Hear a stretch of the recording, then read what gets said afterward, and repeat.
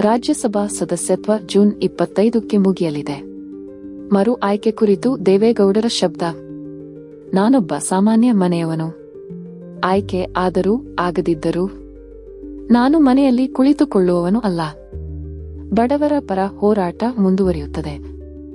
ರಾಜ್ಯದಲ್ಲಿನ ಸರ್ಕಾರಿ ಶಾಲೆಗಳಲ್ಲಿನ ಬೋಧನಾ ಹುದ್ದೆಗಳ ಕೊರತೆಯನ್ನು ನೀಗಿಸಲು 51,000 ಅತಿಥಿ ಶಿಕ್ಷಕರ ನೇಮಕಾತಿಗೆ ರಾಜ್ಯ ಸರ್ಕಾರ ಹೊಸ ಆದೇಶ ಹೊರಡಿಸಿದೆ.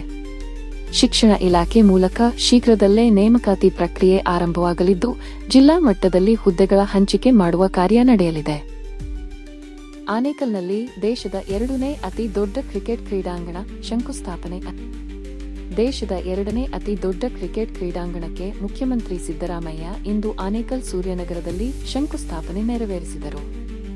ನಗರದ ಎನ್ ಚಿನ್ನಸ್ವಾಮಿ ಸ್ಟೇಡಿಯಂನಲ್ಲಿ ರಾಯಲ್ ಚಾಲೆಂಜರ್ಸ್ ಬೆಂಗಳೂರು ಜಯೋತ್ಸವ ಸಮಯದಲ್ಲಿ ನಡೆದ ಕಾಲ್ತುಳಿತ ಘಟನೆಯ ನಂತರ ನಗರದ ಒತ್ತಡ ಕಡಿಮೆ ಮಾಡಲು ಈ ಹೊಸ ಅಂತಾರಾಷ್ಟ್ರೀಯ ಮಟ್ಟದ ಸ್ಟೇಡಿಯಂ ನಿರ್ಮಾಣಕ್ಕೆ ಚಾಲನೆ ನೀಡಲಾಗಿದೆ.